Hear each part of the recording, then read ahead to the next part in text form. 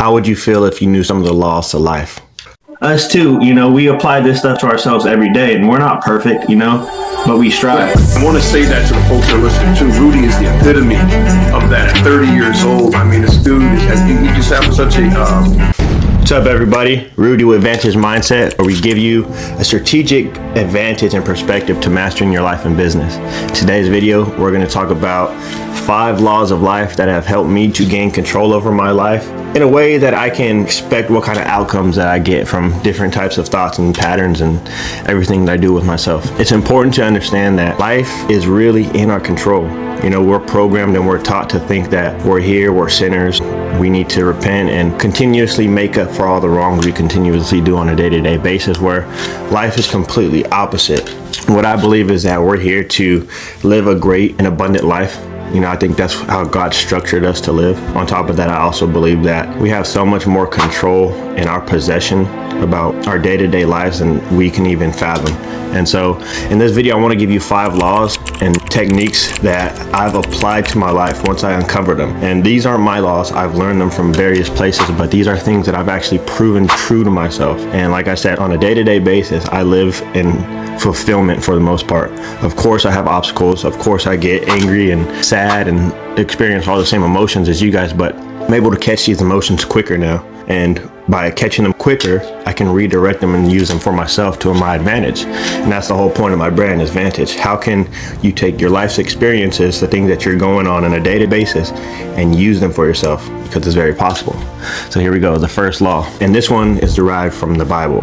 You find it in Matthew. That's the first place that I really was reading and it hit me. But it's treat others as you would like to be treated yourself.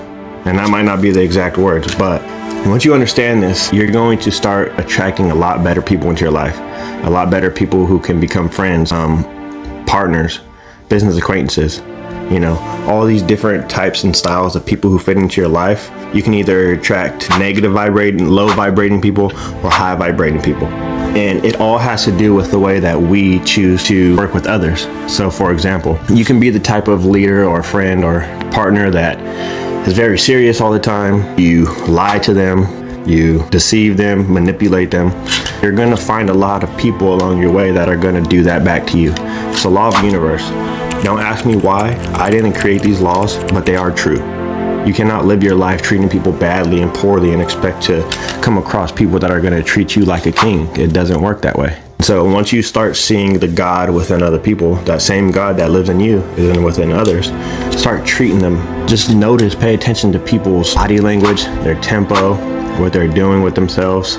There's so many different things, especially if you know a person better, you can tell when they're off. So when you go out and you give love, you give gifts, you give good advice, you give good thoughts, A, it feels good for you, and B, like I said, it's just going to reciprocate. You're going to continue to attract people and live a life of people that keep flowing into you, that are filled with love, and whatever you're giving off, you're going to attract back to yourself. So that's the first law. Law number 2, we listen to learn. And I know this is big for a lot of people because, like myself, I like to talk, especially about the things that I'm learning, because we learn, and a good way of retaining what we're learning is to express it outwardly. And so by having conversations with people, trying to teach them what I'm learning, I'm always wanting to teach them, but at the same time, I'm not listening. There's a lot more that if I'm just listening to what people have to say, I'm going to be able to retain a lot more. It's hard because you have to be able to switch back and forth from a teacher and a student, on command. And sometimes it'll be a person who should be a student to you, but based on the perspective or the situation or whatever it is, the topic you're sharing, that person can easily be a teacher for you.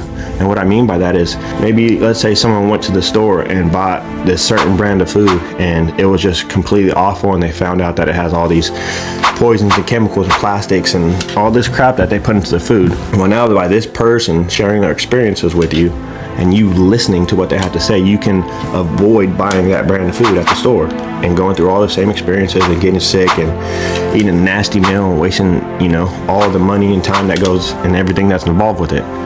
But if you listen, we're able to learn a lot of this stuff. And that's just one very small example. Just like with everything in life, it ranges from passions and pleasures to pains and bad experiences. All of it you can learn from all of it. listen to learn. You know, like God said, he gave us 2 ears and 1 mouth for a reason. We need to spend twice the time listening to others that we do with learning. And one other thing, it's not just learning with what people say. Learn to listen to people's body language. You know, they could be saying that they feel good and that they're not depressed and they're not going through anything. But if you listen to what their body's telling you or their energy's telling you, you'll uncover a lot more. So there's different ways of listening than just verbal words. Just go above and beyond. Like I said, back to law 1, treat others as you would like to be treated yourself. And so if you're going above and beyond to listen to people, pay attention to people, people are going to do the same to you. And it always feels good when people do that. Law number 3. This one is the law of love. And it's a little cliche and it's very hard to do, but it is better to love than to be loved. Love is a pure reflection of God. That's what I purely believe in my heart. Everything that I've ever experienced that has to do with a form of love, I've always felt the presence of God within it. That's just me. I don't know if it's true for any of you guys, but at the end of the day, what I'm getting at is much better to go and give love to somebody. Like imagine 2 different versions of your day. One, you're walking around and everybody's just loving you. You're not really doing anything for it. It's just everybody's loving you. And yes, it feels good, but there's that underlying part of it's kind of unfulfilling because you're not really doing anything for anyone else. Like, yes, you're getting these good feelings and it's bringing your energy up and people are supporting you. It's amazing. I hope everybody can experience that on a daily basis. But take that same day, but now switch it to you coming across 5 different people who are depressed and probably not doing good, don't have friends or lost somebody in their lives, and you go and you extend love, a hug, a word of advice, just sitting next to them. It could be a multitude of things, but by giving that love and seeing that have an effect on somebody, giving love is not as fulfilling as giving it. It's just simple as it is. I think if you want to be loved, you need to give love more. And so I get it. Maybe it's hard. Maybe you don't have a lot of opportunity to give love. Go find someone sitting on the street that you know is lonely. You know, have a conversation with them, try to help them somehow. Especially if you're doing bad, this is the best time to do it. If you're in a bad place, go and do something that you want to happen to yourself right now. Go give love, because I know all you want in return right now is love, because love is different forms of attention, comfort, relationship, all of it. So go give love and you're going to get abundance of it. I promise. Just never stop giving love. Law number 4 now. I don't know what the exact term would be, but it goes like this. Giving thanks leads to more things for you to be thankful for.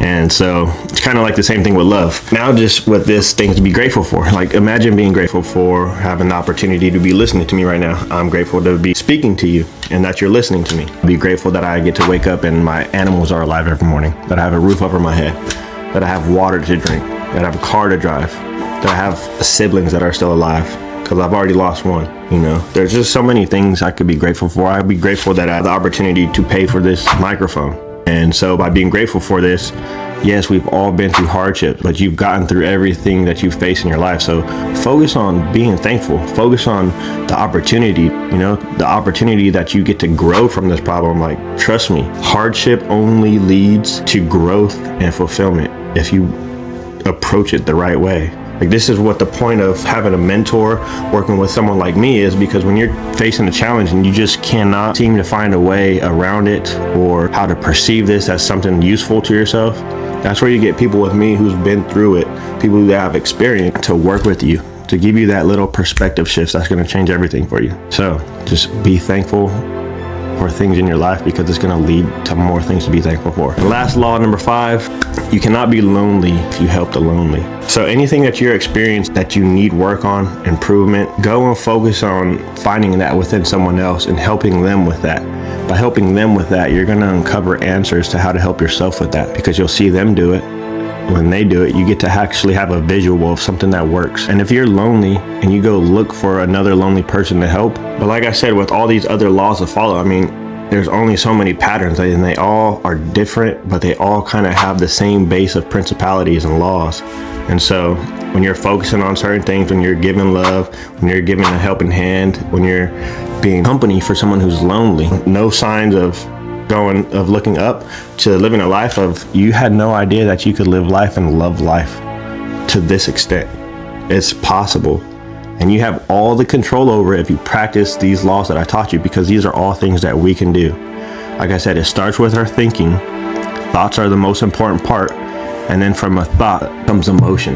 Once you attach emotion to it, it becomes real. Now it has energy. Now there's a vibration to it because emotion is real. Love is real. Fear is real. Hate is real. Practice all these laws. Put them into place. And I promise you, within a matter of 30 days, if you practice these every single day, you'll notice a significant change. If you want to speed up this process and really start reaching some new heights in this new version of you never thought you could reach, click the link below, schedule a free hour session with me. I promise you it'll change your life because I'm going to give you an action plan, a game plan for you to run away with that you could use and take and leave me and do your own thing. Or you can work with me and I'll help you accomplish it that much faster. Thanks again for watching.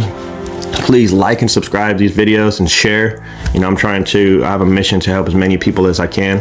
I also want to show you guys how to start where I'm starting, someone who has no fame at this point. So thank you guys for watching. See you in the next video.